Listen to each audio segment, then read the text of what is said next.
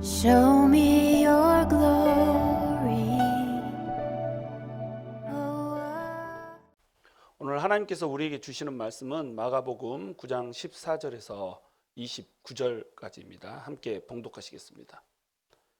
이에 그들이 제자들에게 와서 보니 큰 무리가 그들을 둘러싸고 서기관들이 그들과 더불어 변론하고 있더라. 온 무리가 곧 예수를 보고 매우 놀라며 달려와 문안하거늘 예수께서 물으시되 너희가 무엇을 그들과 변론하느냐. 무리 중에 하나가 대답하되 선생님, 말 못하게 귀신 들린 내 아들을 선생님께 데려왔나이다. 귀신이 어디서든지 그를 잡으면 거꾸러져 거품을 흘리며 이를 갈며 그리고 파리해지는지라. 내가 선생님의 제자들에게 내쫓아달라 하였으나 그들이 능히 하지 못하더이다. 대답하여 이르시되 믿음이 없는 세대여, 내가 얼마나 너희와 함께 있으며 얼마나 너희에게 참으리요. 그를 내게로 데려오라 하시매 이에 데리고 오니 귀신이 예수를 보고 곧 그 아이로 심히 경련을 일으키게 하는지라. 그가 땅에 엎드러져 구리며 거품을 흘리더라. 예수께서 그 아버지에게 물으시되 언제부터 이렇게 되었느냐 하시니 이르되 어릴 때부터나이다. 귀신이 그를 죽이려고 불과 물에 자주 던졌나이다. 그러나 무엇을 하실 수 있거든 우리를 불쌍히 여기사 도와주옵소서. 예수께서 이르시되 할 수 있거든이 무슨 말이냐. 믿는 자에게는 능치 못할 일이 없느니라 하시니 곧 그 아이의 아버지가 소리를 질러 이르되 내가 믿나이다. 나의 믿음 없는 것을 도와주소서 하더라. 예수께서 무리가 달려와 모이는 것을 보시고 그 더러운 귀신을 꾸짖어 이르시되 말 못하고 못 듣는 귀신아, 내가 네게 명하노니 그 아이에게서 나오고 다시 들어가지 말라 하시매 귀신이 소리 지르며 아이로 심히 경련을 일으키게 하고 나가니 그 아이가 죽은 것 같이 되어 많은 사람이 말하기를 죽었다 하나 예수께서 그 손을 잡아 일으키시니 이에 일어서니라. 집에 들어가심에 제자들이 조용히 묻자오되 우리는 어찌하여 능히 그 귀신을 쫓아내지 못하였나이까. 이르시되 기도 외에 다른 것으로는 이런 종류가 나갈 수 없느니라 하시니라. 아멘. 예수님께서 변화산으로 가셔서 변화되시죠. 아주 영광스러운 모습으로 변화되시는 그런 모습이 지난주에 말씀 가운데 그려지고 있었습니다. 예수님께서는 세상 사람들에게 내가 생명의 떡이다 라고 말씀을 전하셨어요. 그 생명의 떡이기 때문에 너희가 나를 먹어야, 그리고 내 피를 마셔야 영원히 살 수 있다 라고 말씀을 하셨죠. 그것 때문에 사람들은 예수님을 떠날 수밖에 없었어요. 왜냐하면 예수님을 통해서 이 세상의 떡을 사람들은 먹고 싶었고 이 세상에서 풍요와 부유를 누리고 싶었던 거죠. 그런데 예수님께서는 이 세상 떡에 관심 갖지 말고 장차 올 세상 그 영원한 생명을 주시는 그 예수님이라고 하는 떡, 그 떡에 관심을 가지라고 말씀하신 거예요. 그러니까 자기들의 관심과 예수님의 관심이 맞지 않았던 거죠. 그래서 예수님을 떠나기 시작하는 겁니다. 그래서 요한복음에서는 오병이어 사건 이후에 무리를 걷고 나서 생명의 떡 설교를 하신 후 사람들이 예수님을 쫓다가 마구 떠나는 이런 장면들이 기술되어 있고 예수님께서 제자들에게 물으시는 장면이 나옵니다. 너희도 나를 떠나려 하느냐? 너희도 나를 떠나려 하느냐? 이렇게 물어보죠. 그만큼 오병이어 사건 이후에 그리고 생명의 떡 설교 이후에 사람들이 예수님을 그냥 확 빠져나가는 이런 상황이었던 거죠. 사람들은 예수님을 바라보지 않아요. 세상은 영원한 생명을 얻고 싶어 하지 않습니다. 영원한 생명에 관심 없고 현재의 삶에서 어떻게 하면 잘 먹고 잘 살까, 어떻게 하면 떵떵거릴까, 이걸 바라보는 거예요. 그것이 결국 이 세상에서도 불행할 뿐만 아니라 영원한 생명을 잃게 되는 불행의 근원이 되는 거예요. 그래서 예수님께서 가데스 바네아로 제자들을 끌고 가시는 거예요. 가데스 바네아에서 이제 예수님께서 질문을 하시죠. 사람들이 나를 누구라 하더냐. 그러니까 사람 중에 한 명으로 이제 예수님을 규정을 하죠. 세상 사람들은. 그래서 예수님께서 이제 제자들에게 물으십니다. 너희는 나를 누구라고 하느냐? 그랬더니 베드로가 이제 세상에서 가장 아름다운 고백을 하죠. 주는 그리스도시요 살아계신 하나님의 아들입니다. 바로 이 고백에 예수님께서 하나님의 교회를 세우시겠다라고 이제 약속을 하시고 나서 어디로 올라가냐면 변화산으로 올라가는 거예요. 그래서 이 변화산에서 예수님께서 영광스러운 모습으로 이제 변화되는 모습을 제자들에게 보여주는 겁니다. 이때 올라갔던 제자들이 3명이에요. 베드로와 야고보와 요한, 이 세 명만 데리고 가서 그 모습을 보여준 겁니다. 그러니까 너희가 십자가에 달려서 죽게 될 나의 순환에 동참하면, 그리고 너네가 그럼에도 불구하고 나를 그리스도시요 살아계신 하나님의 아들이라고 고백한다라고 한다면 내가 내 나라를 이 땅 위에 세울 것이고 장차 올 세상에서 너희에게 이 영광을 주겠다라고 하는 그 영광스러운 모습을 보여주신 거예요. 그런데 예수님께서 영광스러운 모습으로 변화되어서 제자들 3명이 예수님을 바라보고 있는 그 시간에 이제 밑에 있는 나머지 9명의 제자들 가운데 문제가 생긴 겁니다. 예수님이 있는 곳에서 영광을 누리고 있다면 지금 예수님이 계시지 않는 그곳에서는 쩔쩔매고 있는 그런 상황이 벌어지고 있는 거예요. 지금 이 상황이 어떤 상황인지 아시겠죠? 예수님이 하늘에 가서 영광스럽게 그 영광을 누리고 있는 그 동안 예수님이 존재하지 않는 이 땅에서는 하나님의 영광이 나타내어지지 않는 상황이 될 수도 있다는 거예요. 무엇 때문에? 바로 예수님이 존재하지 않는 것 때문에. 예수님이 존재해야 되는데 존재하지 않는 거예요. 예수님이 그곳에 존재하지 않더라도 예수님을 믿는 믿음이 있으면 예수님은 그곳에 존재할 수 있거든요. 그런데 믿음이 없기 때문에 그곳에 존재할 수가 없었던 겁니다. 그래서 예수님께서 변화산에서 내려와서 9명의 제자들이 있는 곳으로 쫙 내려오는데 사람들이 막 모여서 득실득실 하는 거예요. 그리고 그곳에 서기관들과 제자들이 이제 변론을 하고 있는 겁니다. 그 변론의 이유는 뭐였냐면 귀신 들린 아이를 한 아버지가 데리고 왔는데 이 아이로부터 제자들이 귀신을 쫓아내지 못하는 거예요. 그러니까 이 쫓아내지 못하는 것 때문에 이제 변론이 생긴 겁니다. 제자들이 예수님이 계시지 않는 그 상황 때문에 사실은 쫀 거죠. 쩔쩔맨 거죠. 이 제자들은 귀신을 쫓아내본 경험이 있거든요. 예수님께서 12제자를 파송할 때 이들은 나가서 2인 1조로 나가서 귀신들을 쫓아냈어요. 예수님이 70명의 제자들을 파송할 때 사단이 하늘에서 떨어진 것을 보았다고 할 정도로 이렇게 엄청난 능력들을 나타냈던 겁니다. 그런데 이렇게 능력을 나타냈던 사람들 앞에서 예수님이 갑자기 제자들 3명만 데리고 사라져 버렸네요. 그러니까 이 9명의 제자들 앞에는 지금 예수님이 안 계시는 거예요. 예수님이 안 계시는데 엄청나게 귀신이 무섭게 들린 아이 하나가 등장을 하는 겁니다. 그래서 귀신을 쫓아달라고 그러는 거예요. 예수님도 없는데 어쩌하지? 막 이렇게 된 거죠. 그들 안에 예수님이 지금 당장 앞에 없어도, 눈앞에 없어도 예수님의 능력으로, 예수님의 이름으로 쫓아낼 수 있다라고 하는 담대한 믿음이 없었던 거예요. 그러니까 예수님의 능력이 나타나지 않았던 겁니다. 그 전에 예수님께 파송을 받아서 막 신나게 귀신을 쫓아내던 그 역사와 능력이 나타나지가 않는 거예요. 그러니까 예수님이 내려올 때 변론이 된 겁니다. 서기관들이 제자들과 맞붙어서 9명의 제자들과 변론을 하고 있는 거예요. 변론의 내용이 무엇이있는지는 알 수가 없어요. 그냥 변론하고 있다라고 써져 있기 때문에. 그러나 우리가 예측해 본다면 너네가 뭐 메시아랑 함께 한다며, 뭐 귀신을 쫓아내는 능력이 있다며 아무것도 못하네? 막 이렇게 빈정대고 있는 겁니다. 아이고 아무것도 못하네. 니나 나나 다를 것이 없네. 막 이러고 있는 거예요. 여러분, 세상은 변론을 좋아해요. 근데 그 변론은 어떻게 해서 끝나냐면 능력이 나타날 때 끝나는 겁니다. 우리가 복음을 가지고 복음을 막 전하고 이 복음에 이 깃들어져 있는 예수님의 사랑, 하나님의 사랑을 막 전하는데 세상 사람들이 그걸 듣지 않아요. 듣지 않는 이유, 복음에 기록된 능력이 나타나지가 않는 거예요. 우리가 변론하는 이유는 뭐냐면 능력이 나타나지 않기 때문에 그래요. 예수님이 임하시면서 변론이 끝나버리거든요. 왜냐하면 능력이 예수님이 와버렸으니까 변론은 끝나버린단 말이죠. 그런데 예수님의 능력이 나타나지 않으면 계속 변론인 겁니다. 성경이 이렇게 써져 있으니까 말이야. 나는 성경을 안 믿는데요. 성경에 의하면 하나님이 세상을 창조하셨어.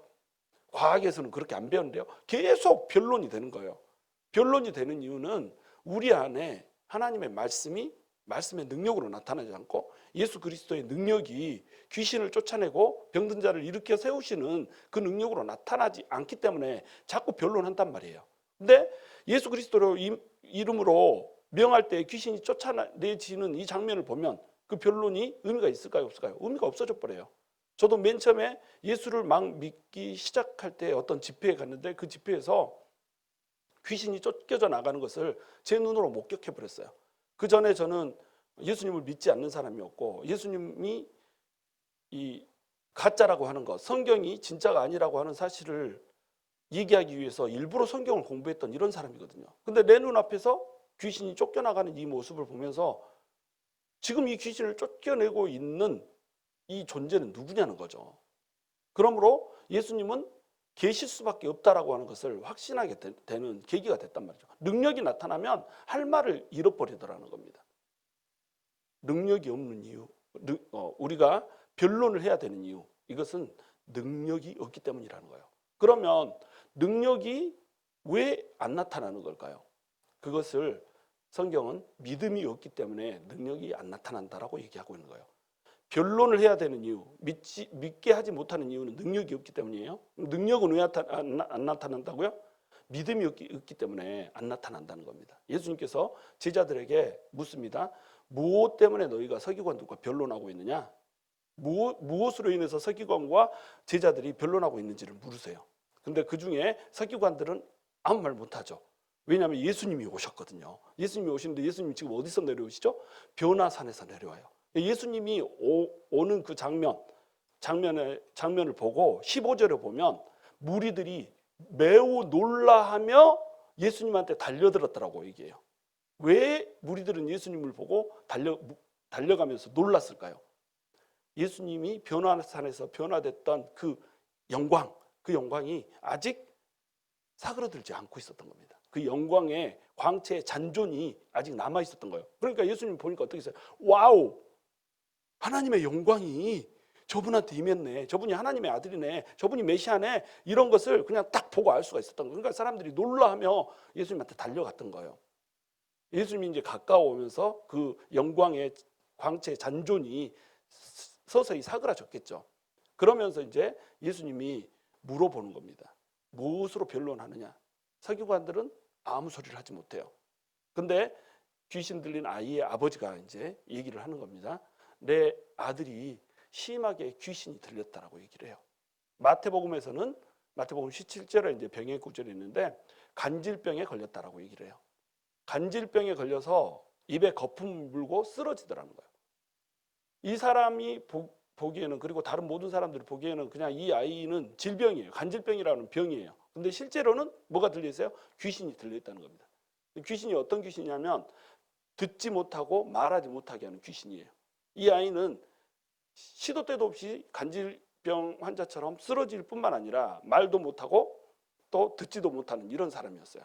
얼마나 고통스럽겠어요. 얼마나 불행한 운명이에요. 근데 언제부터 이랬냐라고 예수님이 물어보니까 어릴 적부터 그랬대요. 아주 어렸을 때부터 이 아이는 듣지도 못하고 말하지도 못하고 틈만 나면 입에 거품을 물고 쓰러지는 이런 아이였단 말이죠. 이 아버지가 아들에 대해서 기술을 하기를 이를 갈며 입에 거품을 물고 불에도 쓰러지고 물에도 쓰러지고 이렇게 한다라고 얘기를 해요. 귀신이 그를 죽이려고 불에도 던졌다가 물에도 던졌다가 이렇다라고 얘기를 해요. 그러니까 불이 막 타고 있는데 그 안으로 뛰어든 겁니다. 그리고 물이 막 흐르고 있는데 그 속으로 막 뛰어든 거예요. 귀신이 하는 일이 이렇단 말이에요. 귀신은 인간이 불행해지기를 원해요. 그래서 인간의 몸을 마음대로 움직여서 인간이 그 죽음에 자기 몸을 던져지게 하고 몸이 상하게 하는 이런 일을 한단 말이에요. 제가 파라과이 선교로 갔을 때도 예배 중에 한 아이가 뭐 10대 소년이었는데 귀신이 드러나 버렸어요. 그 전에는 드러나지 않았던 귀신이 예배를 드리고 있는데 예배 동안에 성령님의 임재가 가득하니까 자기 정체를 더 이상 숨기지 못하고 드러나 버렸어요. 이 아이에게서 귀신을 쫓아내는데 귀신이 막 폭력이 너무나도 강한 거예요. 그래서 자기 아버지를 막 때리고 난리가 난 거죠. 그러다가 이 아이를 붙들고 있는 손을 뿌리치고 아이가 갑자기 뛰쳐나간 거예요. 그래가지고 길거리에 차가 막 쌩쌩 다니고 있는데 그 길거리로 막 달려간 겁니다. 이 아이가 그렇게 달려가면서 하는 말이 뭐냐면, 소리를 지르면서 하는 말이 뭐냐면, 내가 오늘 마귀가 나를 죽일 거야 라고 내 속에서 말하고 있다라고 외치면서 달려가는 거예요. 그런데 거기에 이제 학교였거든요. 학교에 철문이 이렇게 닫혀져 있어서 철문 앞에서 더 이상 못 가고 딱 부딪혔는데 그 철문을 막 올라가려고 하는 거예요. 그것을 그 아이를 붙잡아서 끌어내리고 밤새 귀신을 쫓았던 그런 경험이 있어요. 여러분, 귀신은요, 마귀의 세력은요, 우리에게 불행을 가져다 줘요. 우리 인간이 아프고 고통스럽고 죽게 만드는 그런 일들을 귀신이 한단 말이에요. 이런 일들, 이런 불행을 가져오는 귀신들 앞에서 우리가 어떻게 해야 되냔 말이에요. 사람들은 귀신에 들려 있고 귀신 때문에 고통받고 있고 귀신 때문에 슬픈데 우리가 이들 앞에서, 우리 제자들이잖아요. 이 9명의 제자들이잖아. 우리가 이 앞에서 뭘 하고 어떻게 해야 되냔 말이죠. 이 귀신을 쫓아내 줘야 될 거 아니에요. 근데 제자들이 이 귀신을 쫓아내 주지 못한 겁니다. 그러니까 서기관들과 변론인 거예요. 예수님이 이 제자들에게 얘기를 합니다. 물론 제자들뿐만 아니라 그 주변에 둘러싸고 있는 모든 사람들에게 얘기를 한 거죠. 이 믿음이 없는 패역한 세대야, 이렇게 얘기를 합니다. 믿음이 없고 패역한 세대.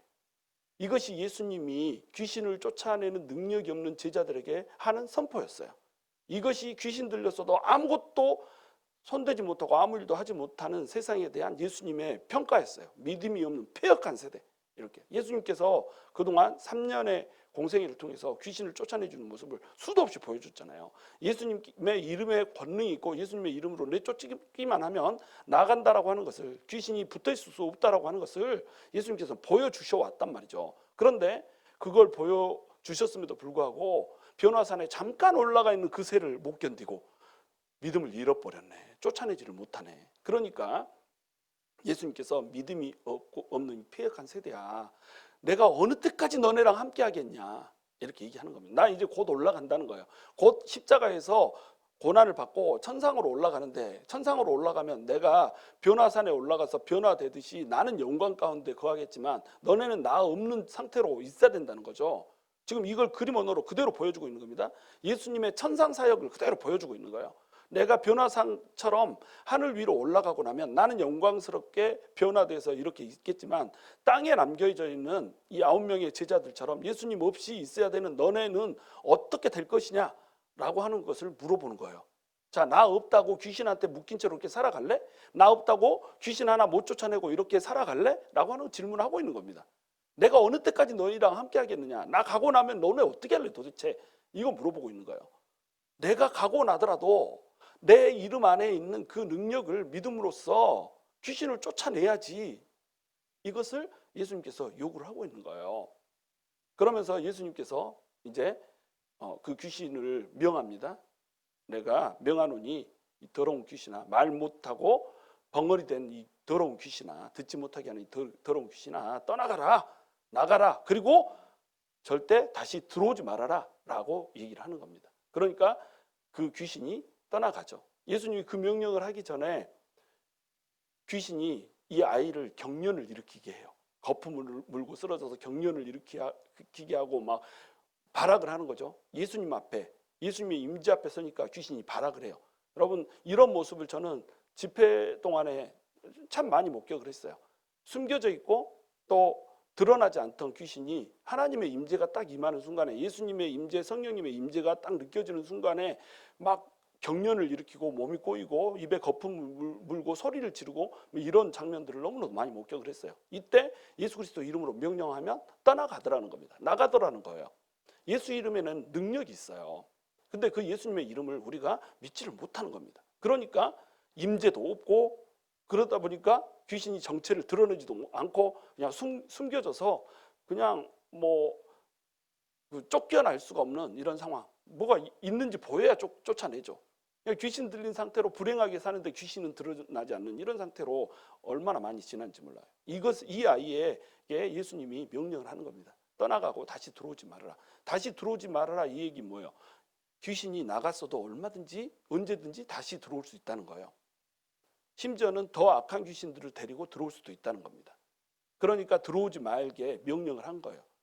성령님이건 또 귀신이건 영적인 존재잖아요. 영적인 존재는 우리 몸을 집으로 삼거든요. 성령님께서 우리 몸에 거하시면서 예수를 믿는 사람에게는 성전으로 삼고, 그 몸을 성전으로 삼고 성령님이 거하시거든요. 이것이 성령님이 우리 안에 거하신다는 것에, 내주하신다는 것의 그림이에요. 우리를 집으로 삼고 장막으로 삼고 성령님이 우리 안에 거해서 우리 안에 마음껏 성령님이 활보하면서 일하기를 바라는 것, 이것이 성령님이시란 말이죠. 근데 반면 예수 그리스도가 없고 뭐 우상을 숭배하거나 또는 귀신을 경배하거나 이렇게 되면 어떠냐면 귀신이 그것을 틈타고 우리 안에 들어와서 우리를 집으로 삼아버린단 말이에요. 그래서 우리를 마음껏 컨트롤 해버린단 말이죠. 이 아이는 이것이 좀 심하게 나타났을 뿐이에요. 물에 몸을 던지기도 하고 불에 몸을 던지기도 하고 이렇게 나타났을 뿐이라는 겁니다. 이런 일들이 우리 가운데 얼마든지 일어날 수 있단 말이에요. 왜? 영적인 존재는 우리 육신을 가진 사람들을 집으로 사용하기 때문에 그래요. 집으로 사용하기 때문에 이 집이 어떻게 돼야 돼요? 비어 있으면 안 된다는 겁니다. 이 집에 주인이 차 있어야 된다. 어떤 주인? 성령님이 집의 주인으로 내 육신의 집을 채우고 있어야 된단 말이에요. 그래야지 악한 것이 들어오지 못한단 말이죠. 그러니까 우리가 성령님의 그 임재, 성령님의 내주하심으로 우리가 가득 차야 되는 겁니다. 성령님이 내 안에서 활발하게 활동할 수 있도록 이렇게 해줘야 된단 말이에요. 우리는 성령님이 이미 들어오셨잖아요. 예수를 믿고 성령님이 내 안에 들어오셨단 말이죠. 그럼 성령님이 들어오셨기 때문에, 성령님이 내주하시기 때문에 우리는 귀신이 들어와서 우리를 집삼고 이렇게 하는 일은 일어나기가 힘들어요. 근데 어떤 분들은 이제 이렇게 주장하시는 분들도 있어요. 우리가 영혼 육으로 되어 있는데 우리의 영이라고 하는 부분에 성령님이 들어와서 계시기 때문에 성령님이 우리 안에 들어와 있어도 우리 혼이라고 하는 영역에 귀신이 들어올 수 있다라고 주장하는 분들도 있어요. 이게 이제 삼분설을 주장하는 분들, 영혼 육으로 몸을 바라보는 분들의 주장이에요. 어떤 분들은 이제 이분설을 주장하죠. 주로 이제 정통 교회에서는 이분설을 주장합니다. 영혼과 육신으로 구분을 해요. 그러니까 성령님이 우리 안에 들어와 있으면 절대로 귀신이 우리에게 들어올 수 없다라고 이제 주장을 하는 겁니다. 근데 현장에서 보면 예수님을 구주로 믿었고 또 방언도 하고 막 이런 사람인데 그 안에 귀신이 들려 있는 경우를 우리가 현실적으로 목격할 수가 있어요. 그러면 이제 이분설자들은 어떻게 이 사람을 평가를 하겠어요? 이 사람은 성령님이 그 안에 없었던 겉 모양만 믿는 사람이었다라고 주장할 수 있겠죠. 삼분설자들은 어떻게 주장할 수 있을까요? 영에 성령님이 있지만 혼의 영역에 귀신이 들어왔다 이렇게 주장을 하는 겁니다. 그래서 결론은 뭐예요? 교회를 다니고 믿는 것처럼 보이지만 귀신이 들릴 수 있다는 겁니다. 그러면 우리는 어떤 일을 해야 될까요? 그 귀신을 쫓아내 줌으로 인해서 우리 사랑하는 형제 자매들이 귀신으로부터 자유로울 수 있게 해줘야 된단 말이죠. 근데 능력이 없다는 거예요. 왜? 믿음이 없으니까. 그래서 이 믿음이 없었던 아버지는 예수님께 뭐라고 얘기하냐면 무엇이든 할 수 있거든 우리를 좀 도우소서, 이렇게 무엇이든 할 수 있거든. 예수님한테, 하나님이신 예수님께 와서 뭐든지 좀 할 수 있거든, 뭐 좀 해봐라, 이렇게 얘기를 하고 있는 겁니다. 그냥 예수님이 답답하신 거죠. 내가 하나님인데 나에게 뭐든지 할 수 있거든이라고 물어보니 얼마나 답답하시겠어요. 그러니까 이제 그 아버지에게 얘기를 하는 겁니다. 할 수 있거든이 무엇이냐? 믿는 자에게는 능치 못할 일이 없느니라. 이 말씀이 내년 우리 교회의 표어가 될 텐데, 할 수 있거든이 무엇이냐? 능치 못할 일이 믿는 자에게는 없느니라. 예수님께서 이 말씀을 하시는 거예요. 할 수 있거든이 뭐예요? 예수님인데, 무려 하나님인데 할 수 없는 일이 뭐가 있겠어요? 무조건 할 수 있는 겁니다. 단 뭐가 없는 거예요? 예수님께서 할 수 있다라고 하는 믿음이 없는 겁니다. 믿음이. 그러면서 마태복음에는 뭐라고 나오냐면 겨자씨만한 믿음만 있어도 산을 옮긴다라고 얘기를 해요. 그러니까 우리 믿음이 얼마나 나약하냔 말이에요. 귀신 하나도 쫓아내지 못하는 믿음. 저도 사실은 귀신들이 드러나는 현장에 많이 있었지만 제가 쫓아낸 귀신보다 쫓아내지 못한 귀신이 더 많아요. 안 나가. 나는 하나님의 임재가 내 가운데 있으면 귀신이 안 나가는 케이스는 어떤 케이스냐면 그 사람이 그 귀신이 있는 상황을 사모하는 상황이었어요. 어떤 사람을 용서하지 못하기 때문에 귀신이 들려 있었어. 그런데 이 사람을 용서하기를 원하지 않아요. 용서를 해야 귀신이 나갑니다라고 설득을 해도 용서하지 않아. 그러니까 지금 귀신이 들려있는 이 상태, 미워하는 이 상태를 자기가 사모하는 겁니다. 그러니까 귀신이 안 나가죠. 시기심을 틈타고 귀신이 들어왔는데 시기하는 마음을 버리지 않아. 내가 그보다 더 잘나고 싶고 내가 그보다 더 영광을 차지하고 싶어. 그러니까 귀신을 쫓아도 안 나가죠. 자기가 사모하니까 안 나가는 겁니다. 내가 귀신 좋다고 붙잡고 있는데 어떻게 나가겠어요? 그런데 예수님이 만약에 있다면 어쩌겠냔 말이에요. 예수님이 네가 사랑하니까 내가 못 쫓기냐 이렇겠어요? 예수님의 임재 앞에 서면 다 쫓겨나가는 거예요. 저는 그 임재를 구하고 있어요. 내가 예수님의 임재의 그릇이 되어서 우리 교회에 오면 예수님의 그 임재 때문에 귀신 들린 그 귀신들이 드러나고 그냥 쫓아내면 가라라고 뭐 이렇게 소리 지르고 기도 안 해도 가라 하면은 그냥 가는 이런 임재가 좀 있었으면 좋겠어요. 그런 능력이 좀 나타나야 적어도 이 세상 귀신에 붙들려 있는 이 세상에 하나님의 이 소망, 예수 그리스도로 인해서 오는 그 소망을 줄 수가 있는 거죠. 그런데 그런 일들이 왜 안 나타나냐? 믿음이 없기 때문에 안 나타난다는 겁니다. 할 수 있거든요. 무엇이냐? 믿는 자에게 능치 못함이 없느니라. 예수님께서 이렇게 말씀하시잖아요. 그 아버지가 아들을 쫓아내고 싶잖아요. 이 아버지는 예수에 대한 믿음이 어렴풋했어요. 믿지 않아요. 그냥 귀신 쫓아낸다고 하니까 그 무리 가운데로 데리고 온 겁니다. 제자들한테 온 거예요. 아마 제자들이 쫓아내지 못한 이유도 그런 이유였을 거예요. 이 아버지부터 믿지를 못하는 겁니다. 제자들도 믿음이 덩달아 떨어지는 거예요. 제자들도 쫓는 사람도 믿음이 없고 쫓아줬으면 하는 사람도 믿음이 없고 그러니까 역사를 할 수가 없죠. 그래서 예수님께서 그렇게 말씀하시니까 이 아버지가 다급해졌어요. 아들한테서 귀신이 반드시 쫓겨져 나가야 되는데 나는 믿음이 없네. 그러니까 얼른 믿음이 있는 척 하는 거예요. 믿습니다. 믿어요. 나 믿어요. 이렇게 얘기를 한 겁니다. 나 믿습니다. 근데 생각해보니까 믿음이 없거든. 믿지 않거든. 그러니까 얼른 말을 바꾸죠. 애들을 하죠. 뭐라고 그래요? 믿습니다. 그러나 나의 믿음이 연약함을 도와주소서. 우리 이렇게 기도를 하고 나가야 된단 말이에요. 우리 그 다급하고 막 이러면 주님 믿어요. 주님 해줄 줄 믿습니다. 안 되니까 이 시옷에다가 그냥 쌍시옷을 한 5개 붙여서 믿습니다. 아무리 미슈해도 미숫가루만 나오지 이게 믿음이 안 나와. 그러니까 능력이 나타나지가 않는 거예요. 그냥 입술로만 믿는 거예요. 껍데기로만 믿는 거예요. 마음 깊은 곳에 믿음이 없는 거예요. 의심하는 거예요. 저도 이 귀신을 쫓으면서 막 귀신을 쫓게 되면 뭐 1시간 동안 기도를 해도 안 나갈 때가 있거든요. 그러면 막 실눈을 계속 떠요. 나갔나 안 나갔나 보느라고. 막 기도하다가 실눈 뜨고 막 이렇게 보고 이렇게 하는데 왜? 안 믿어지니까. 믿음이 있으면 그냥 반드시 나갈 거라고 믿고 기도를 하거든요. 근데 이게 임재를 할까 역사를 할까 과연 내가 기도해도 나갈까 이러니까 계속 실눈 뜨는 겁니다. 이 실눈 뜨는 믿음 이것 때문에 역사를 안 하는 거예요. 실눈 뜨지 말고 딱 눈 감고 그냥 쫙 쫓아내고 막 이렇게 권능이 나타나는데 믿음이 없다는 거죠. 이 아버지가 믿습니다. 나의 믿음 없음을 도와주소서. 우리가 해야 되는 기도가 이 기도란 말이에요. 믿음 없음을 도와주소서. 믿음도 하나님이 주시는 거예요.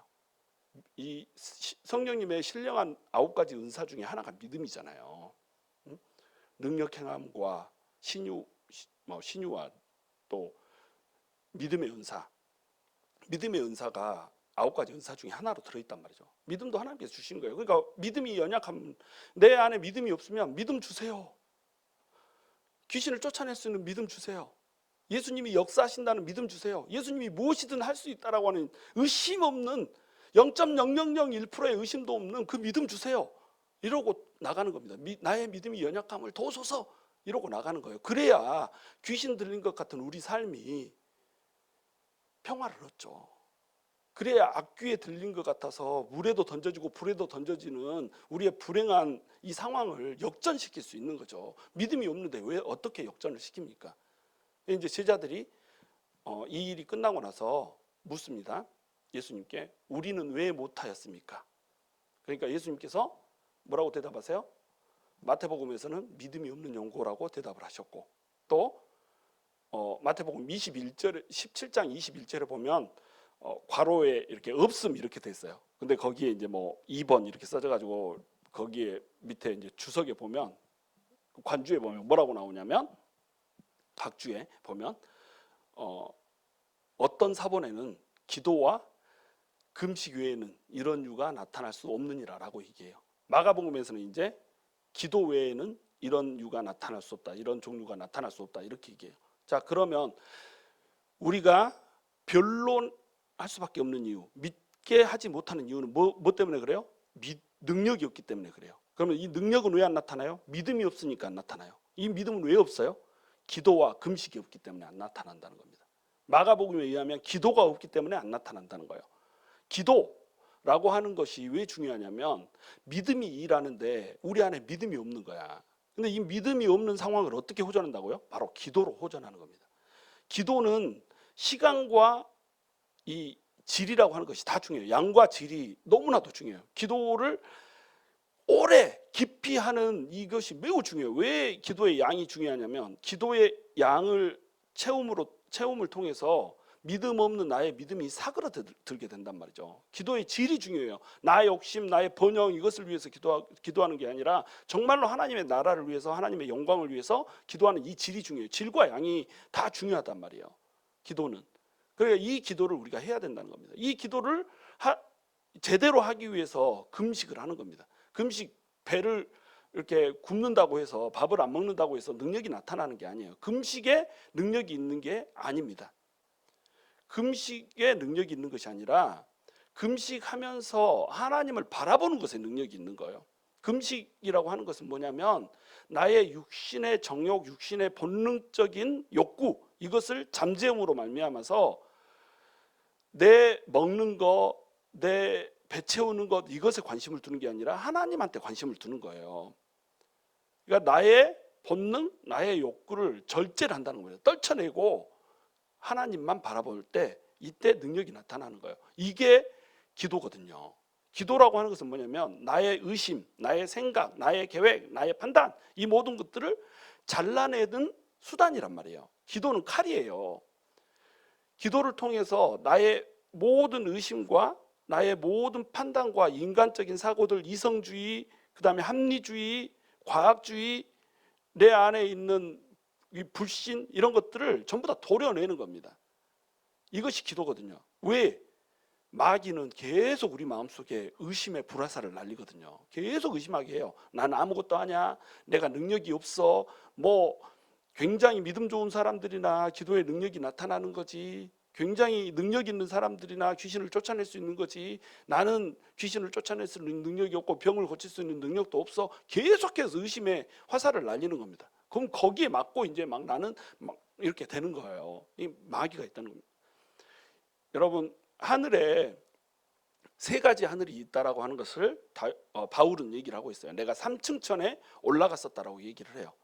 3층 천에 올라갔다는 얘기는 뭐냐면 1층 천과 2층 천이 있다는 얘기잖아요. 근데 3층 천은 하나님의 보좌가 있는 곳, 하나님의 나라가 있는 곳, 이것이 3층 천이잖아요. 제 1층 천은 뭐겠어요? 그러면 우리가 살고 있는 이 세상입니다. 그럼 우리가 살고 있는 이 세상과 하나님 계시는 3층 천 사이에는 뭐가 있어요? 2층 천이라는 거예요. 이 2층 천, 공중에 권세 잡은 자가 있는 곳이 바로 2층 천이에요.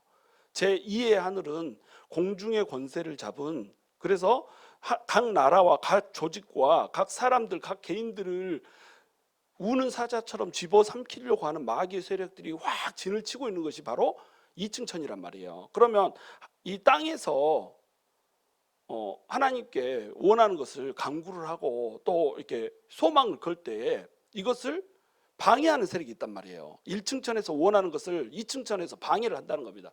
딱 막처럼, 장애막처럼, 보호막처럼 이렇게 방해를, 이렇게 그 막을 치고 기도가 못 올라가게 이렇게 한다는 거예요. 그 다음에 우리의 소망이 하나님 앞에, 부르짖음이 하나님께 못 올라가게 막는 2층이 있단 말이에요. 이 2층 천의 방해를 뚫는 것이 바로 기도라는 거예요. 1층 천에서 기도를 하고 주님 앞에 부르짖고 주님 앞에 온전히 나아감으로 인해서 2층 천에 가로막고 있는 온갖 마귀 세력들의 이 방해를 뚫고 쫙 올라가는 겁니다. 그러면 이 뚫려진 구멍, 뚫려진 그 홀을 타고 하늘에 있는 천상의 하나님의 권능, 하나님의 능력이 내려오는 거예요.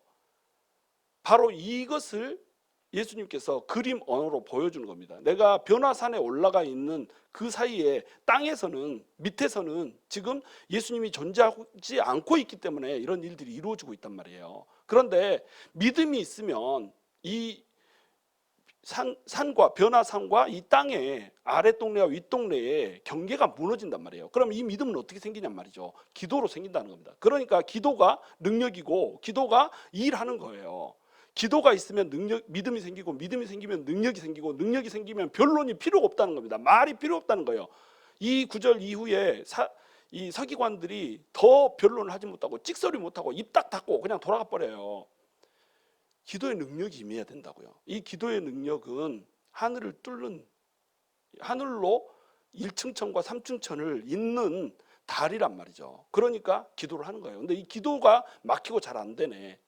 왜? 내 욕심 때문에, 내 욕구 때문에. 그러니까 내 욕정을 전부 다 떼어내는 행위, 이게 뭐예요? 금식이라는 거예요.